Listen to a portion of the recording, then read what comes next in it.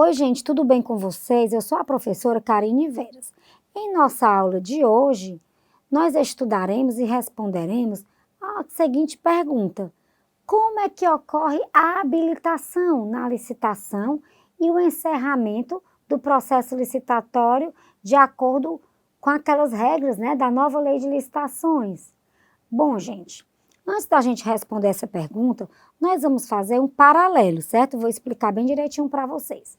Imaginemos que, às vezes, um determinado candidato a uma vaga pode não preencher todas aquelas qualificações que são necessárias ao emprego. Aquele profissional, ele pode não ter todas as qualidades necessárias à habilitação para ocupar a vaga. Pois é assim. Então, gente, no processo licitatório, pode ocorrer, eventualmente, situações similares. E nós vamos ver como se resolve isso, certo? Como é que vai se resolver isso, essa situação? Gente, nós já vimos como elaborar a licitação, papel do licitante, o julgamento dos lances. E agora a gente vai estudar aqui a habilitação. Como é que se dá a comprovação documental dessas habilitações, certo? É do interesse da administração, claro, que aquele futuro contratado seja o quê? Uma pessoa com efetiva condição de executar aquele projeto.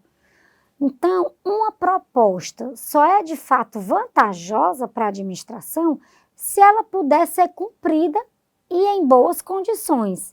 Então, gente, a habilitação é a fase do procedimento licitatório em que se avalia se aquele proponente, se ele ostenta aquelas qualificações que são necessárias e suficientes para que venha a ser contratado pela administração. Após essa fase de julgamento das propostas, passa-se o que? A habilitação, em que se verifica o conjunto dessas informações e documentos necessários para demonstrar a capacidade do licitante de realizar o objeto da licitação. A habilitação, ela avalia a regularidade sob os aspectos jurídico, técnico, fiscal, social e trabalhista e também, claro, econômico-financeiro. Pessoal, é possível também ainda, exigir uma declaração de que aqueles licitantes envolvidos atendem aos requisitos de habilitação. Então, a habilitação jurídica, ela visa a demonstrar a capacidade daquele licitante exercer direitos e assumir obrigações. Já a documentação, que é relativa à qualificação técnico-profissional e técnico-operacional, ela é restrita a documentos específicos.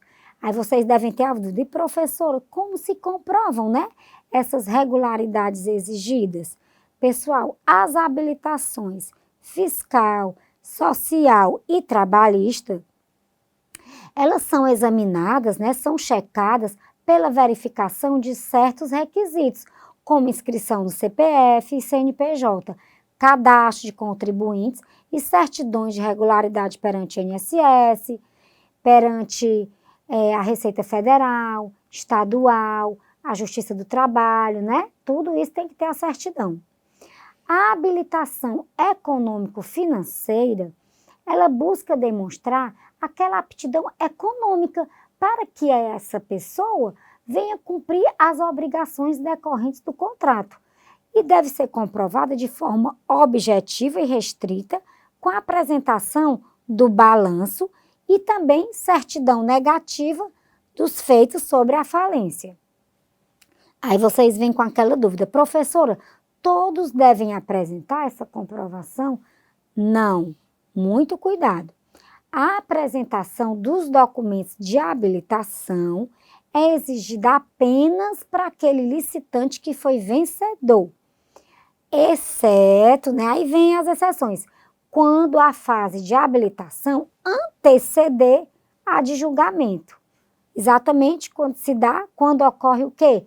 Inversão de fases. Mas, em qualquer caso, somente serão exigidos os documentos relativos à regularidade fiscal em um momento posterior ao julgamento das propostas e apenas daquele licitante mais bem classificado. Outra perguntinha para vocês. Professora, como é feita a apresentação e o envio desses documentos de habilitação? Gente, os documentos, eles devem ser apresentados em via original, cópia ou qualquer outro meio que seja admitido pela administração pública. Então, em princípio, não é exigido o reconhecimento de firma daqueles documentos, salvo em caso de alguma imposição legal ou quando tiver alguma dúvida quanto à sua autenticidade, certo? E os documentos de habilitação, eles podem ainda ser substituídos por um registro cadastral, que é emitido por um sistema geral ou por sistemas do próprio entre licitantes, né? Entre eles, ele pode ter um sistema do próprio licitante.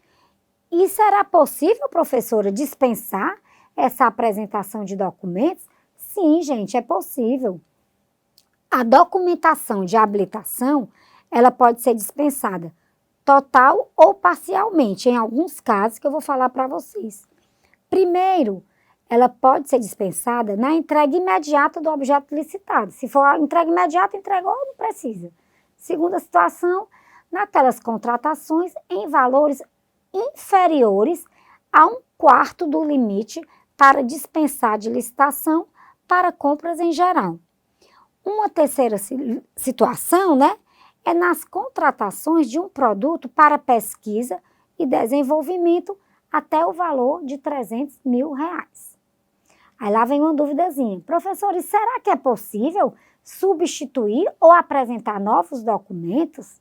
Gente, a regra geral é que, depois que você entrega os documentos para habilitação, não é permitida a substituição ou a apresentação de novos documentos, a não ser se tiver uma diligência, né? Se tiver diligência para alguma situação. Por exemplo, vamos ver a primeira.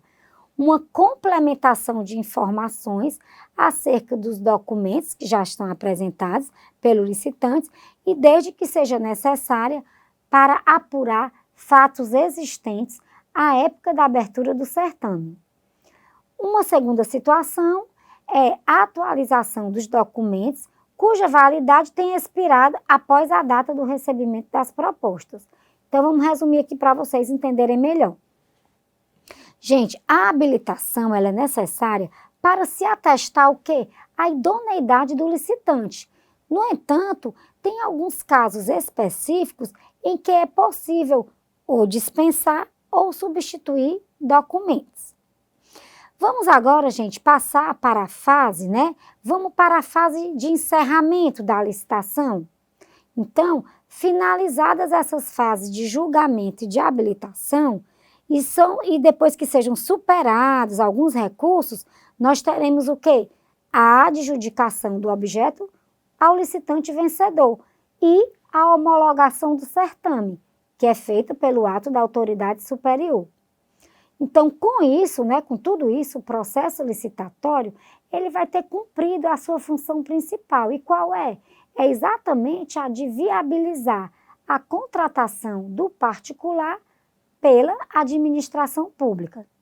Aí lá vem a dúvida, e professor, e se acontecer alguma coisa? Se algo não sair como estava sendo esperado, o que vai acontecer?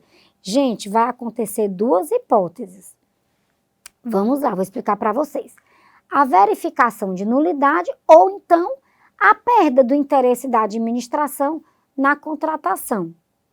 A cada qual se liga o quê? Uma consequência jurídica prevista na lei. Vou explicar para vocês. Vamos lá. Então, assim, ó, havendo a nulidade que é sanável ou irregularidade, o que vai acontecer?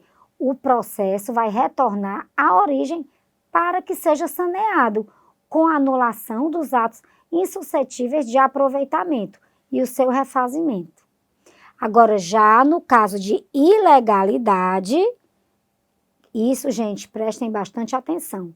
Se tiver ilegalidade, a licitação tem que ser anulada. Muito cuidado, certo?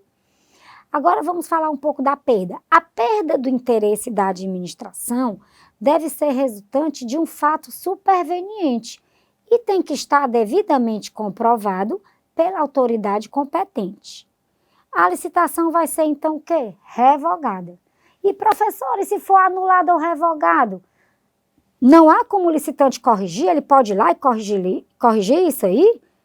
Gente, a lei sempre defende o quê? A possibilidade de se defender. Tanto para anulação, né? Como para revogação.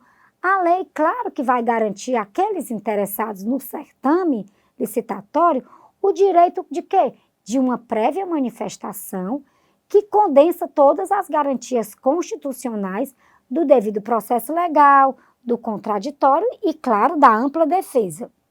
Então, pessoal, eu acredito que hoje nossa aula foi muito boa, né? Foi proveitosa, nós estudamos bastante coisas e que vocês podem ver que nós examinamos os tópicos de habilitação até chegar no encerramento do processo licitatório.